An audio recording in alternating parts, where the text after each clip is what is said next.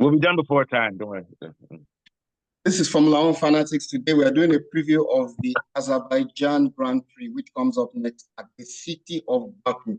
And with me to do that is Mustafa Jinadu. Mustafa, you're welcome. Welcome, welcome. Yeah, so this is going to be an exciting race. Have you seen the track? The track is very interesting because it has a part with a lot of 90-degree corners, which almost looks like a circle. Sure. Then Very it has a 2 kilometer. Very geometric track. It looks like a polygon. Yes, yeah. It looks like a polygon. And that means there's going to be a lot of slow speed and tight corners. Tight corners, but then it has a very long straight, 2 kilometers, where you can go out fast. Yes, but my view for this race coming up, though, is that because of the part where you have like some tight corners and it looks like a circle and everything is tight, it's going to be difficult to pass on the straight because those things negate the whole balance of the car and string the car out by tensing its energy levels. So by the time you get out of those slow corners and stuff, you've lost so much momentum, and you have to take into account things like tire preservation. So I don't think the straights will be long enough to have a lot of passing. What do you think? Yeah, I agree with you. Even though they're long, very long straight. Very long straight. In fact, it's the longest in the Formula One calendar, about 2.2 But it's counteracted by that area where you have it almost looks like an octagon where you just have corner.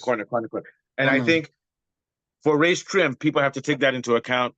So they're not going to maximize their straight line speed because of that. Yeah. And the DRS zones are very brief. Yeah. So sorry, continue.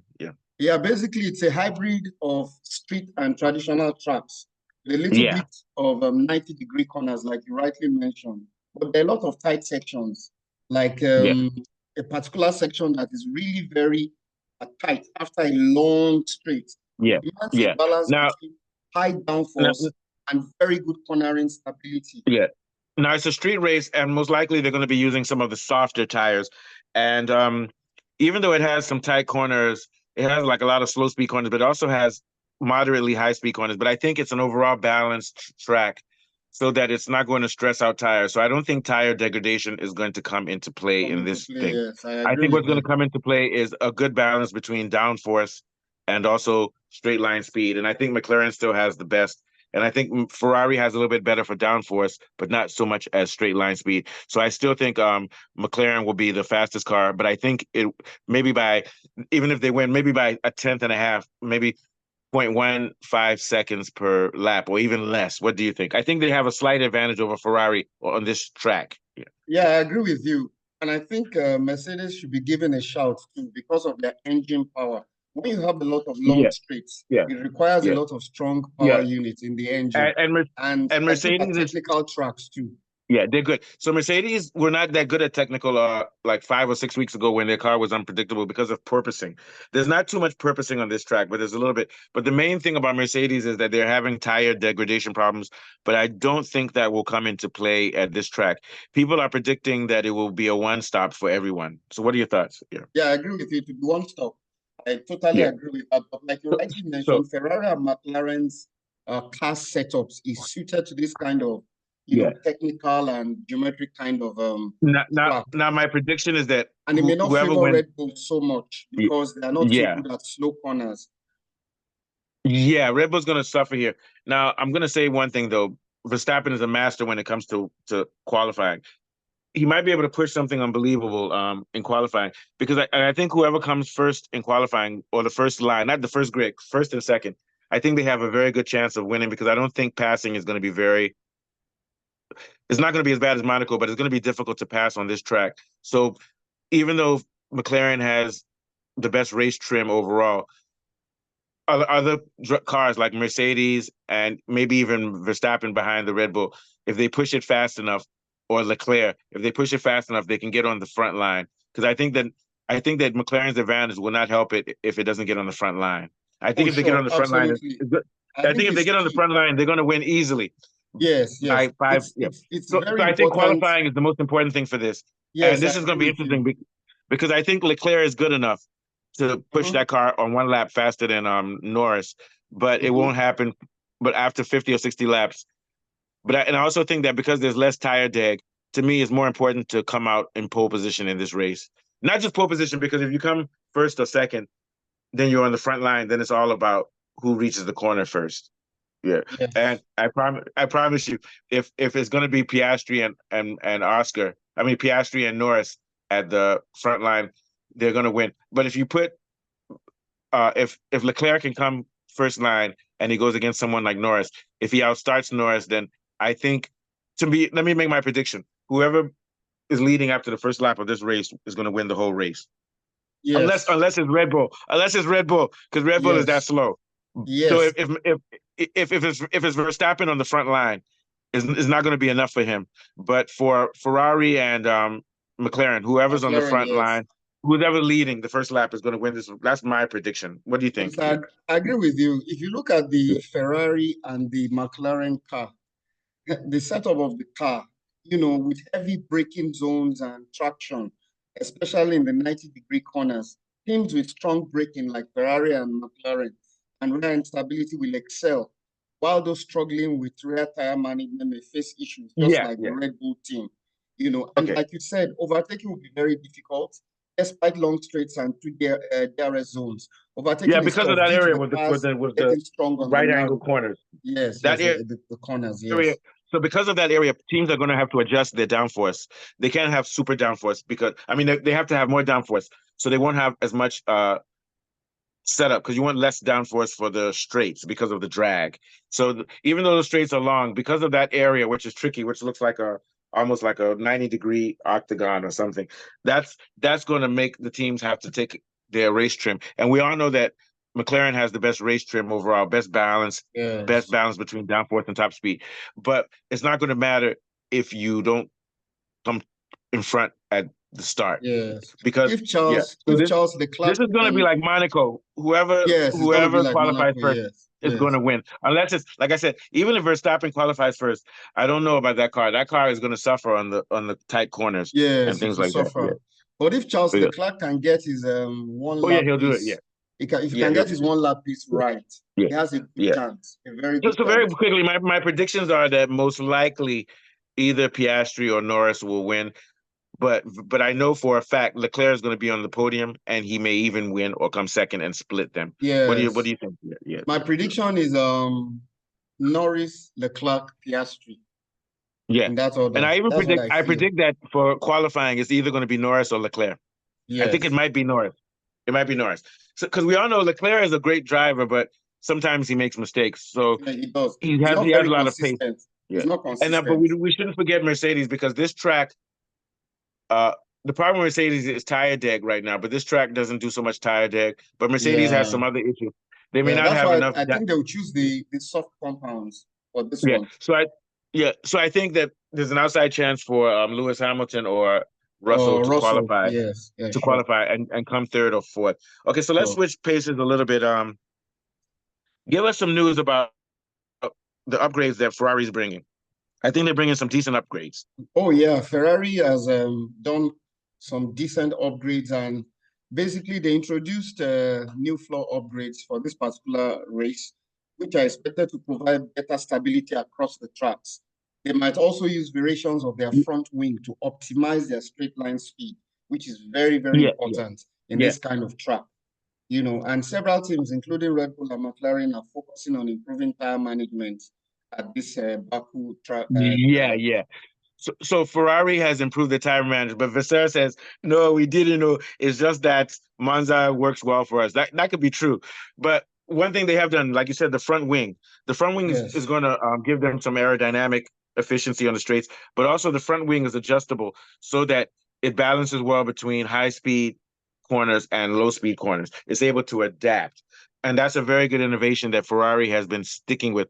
Then they added suspension to provide more stability for downforce of course, with okay. their suspension changes, while still not fighting things like straight line speed. So it's a flexible. The downforce changes also are variable. It's not going to cause drag on the long straight. So I think Ferrari has the best. Now McLaren is very smart. They're not doing what Red Bull do. Red Bull kept on revolutionarily changing their car from week to week. McLaren Yeah. said they could bring in a floorboard, but they're not going to do it because they don't want to rush their upgrades and then do something wrong with the car. I don't think they want to Yeah. mess with the Yeah, floorboard they don't because want to it has upset the right apple balance. cart. But they've made some slight changes to the front of the car, close to where the cooling is. Some slight changes, which might Yeah, help for sure, aerodynamics. So sure, what they're sure. doing is they're playing it safe. They already have the best car that has the best balance, so they don't want to risk improvements in performance, which could affect other variables. So I think they're going to play it very conservatively on their upgrades this year, which on this week, which is important. Yeah, what do you think about that? Yeah. Yes, I agree with you. McLaren is not, they don't want to upset the apple cart. They are not doing anything too drastic. They just want a little Yeah, bit yeah, of stability, aerodynamic stability. So yeah, yeah. they're not really tweaking too much. But Mercedes has done a little bit to the beam wing, which is just below the rear wing. And this wing Yeah. is really very important for aerodynamic stability as well, because it increases the downforce and it enhances the performance of the car, as well as Yeah. improves airflow to the I think they'll diffuser. do okay. I think they'll come third. Yeah, they will do Here's the okay. problem with I'm not Mercedes. just Have you sure noticed which that of their Mercedes? drivers. I think Have you noticed? Hamilton seems to be better at technical tracks. I'm not sure. Yeah, and he might be a surprise. He might come third. Now, have you noticed that Red Bulls, not Red Bulls, have you noticed that Mercedes, their front of their chassis is very narrow compared, it's not as wide as Yes, yes, yes, that's the yes. thing. It's I good think for it's a design aerodynamics, but innovation. that's that affects that's why they have such high tire deg because the car is Yes, almost it's very okay. narrow, it's almost like a missile, but it doesn't maximize tire management. So, but Yes. this car, this track won't be a problem. So yeah, so very good. So we're going to switch very closely because we're going to have to close out very soon. But let's talk about Newey. So Peter Windsor, I think Peter Yeah. Windsor is becoming a bitter. He's becoming a bitter old man.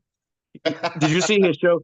Didn't you see for the first time he seems to be disappointed in Newey because Newey didn't go to Mercedes or Uh, Ferrari because he believes in tradition and he's turning his nose up at Aston Martin, saying, "Oh, why is he going to Aston Martin, taking more money and tradition?" Aston Martin, first of all, they have a great tradition, and also they've been working very hard with Lance Stroll and what's his name, the Italian guy, Alonso. yeah, Very quiet, yeah, and it's obvious with the Honda engine, they're a good team. But I think Peter Windsor is sort of being old fashioned, and yeah. he said that he feels that Newey should have just stayed with Red Bull Red Bull, yeah. He was because really, he Newey. complained a lot. Yeah, and his argument was that Newey is focused on design, not on politics. So, but my argument is that no, Newey has to leave Red Bull because Horner is out of control. Horner's sexual scandal and his alienation of people like Max Verstappen's father and everything is going to affect Newey's piece. But Peter Wins is like, oh no, Newey just needs to focus on design. No, you have to focus on your name. There's big scandals coming out of Red Bull, and I really do believe they had a problem with cheating with the asymmetric. So I think Newey jumped off the board because he knew that that team was not going to be good for his own career also. But I don't think Peter Windsor sees it that way. What do you think? Yeah. No, he doesn't, because he said he expressed a lot of disappointment with an Yeah, but I don't think I like Peter Windsor, but I don't think he's thinking clearly here. He's no, under the delusion. He's under the delusion that the political problems at Red at Bull have Aston. nothing to do. No, no, let's go to Aston first. But the political problems at Red Bull are not important because all Newey needs to do is do his job. But he doesn't realize that they affect Newey also. He does, he Yeah, does. To yeah, the yeah. extent And that also, Max's father is always complaining. It's obvious that yeah, and the atmosphere is also because becoming of this toxic. sexual scandal, that was a big thing because they paid off Exactly. that lady, The, and the and environment in no, Red Bull is becoming toxic. and nobody wants to be associated with it. Yes, So and I don't nobody think he wants to was be wrong for leaving. associated with it. Now, then he also said that well, he's going to a team that's controversial, like Aston. Lawrence Stroll. Aston Okay. Martin doesn't have the same controversies that Red Bull does. No. Maybe Lawrence Stroll, the father, maybe he's a little Yeah. bit too controlling or everything, but he doesn't have any. This year, there have been no major scandals coming out of Aston Martin, and they're spending money. They've created a new factory for 100 something million pounds.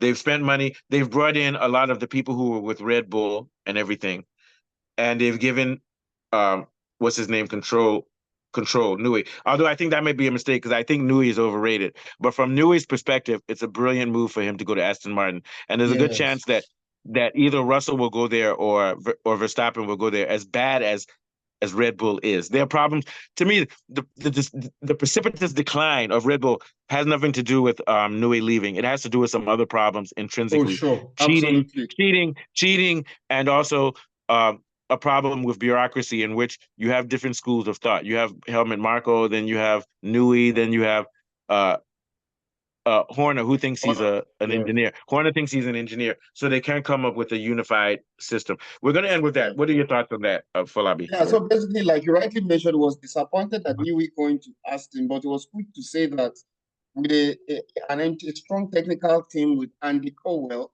and the rest of them, he could end on a very high note with Aston Martin, especially considering the fact that Fernando Alonso is there. It could be match made in heaven, really. Windsor really talked about the presence of Aston Martin could actually redeem Newey's decision. You know, maybe My because of prediction is that by 2026, Aston Martin will be top 3 teams. They'll be yes, top 3 teams. Yeah. yes. Now, and there's another thing for him going to Aston Martin. Then Peter Windsor said that, well, the problem is that all those other guys at Aston Martin too, they're big boys, so they may argue with Newey. Nah, that's not going to happen because Stroll is going to give Newey power. Now, I don't think it's a wise thing to give Newey carte blanche power. Personally, I don't think it's the wise, and I think that's why Ferrari was very smart in not taking Newey, because Newey said he wanted to be basically the CEO of the team. He wanted to be the team principal, basically, Oh, and that okay. doesn't work at Ferrari. Yeah. No, no, Okay. no, no, no, So yeah. no. So very No. quickly, let's talk about the Another last thing. important thing I wanted to say, he talked about McLaren's handling of team orders as well. That he didn't like the fact that there was a rivalry between Norris and Piastri. Oh yeah, and I'm against people shouting about this thing. I think McLaren is doing the right thing. Continue. Yeah. And he said McLaren should have imposed team orders earlier to prioritize Norris for the championship, and not I don't say, agree. that's what he said. And I really don't agree too, because Yeah. the performance is justifying the fact that they don't have a number one driver. Whatever strategy they put in place has improved significantly, has improved their performance. And this year, if they win they're going to win the constructors. If they don't win the drivers' championship, Zach Brown is still he's not even the team principal, but he might as well be the team principal.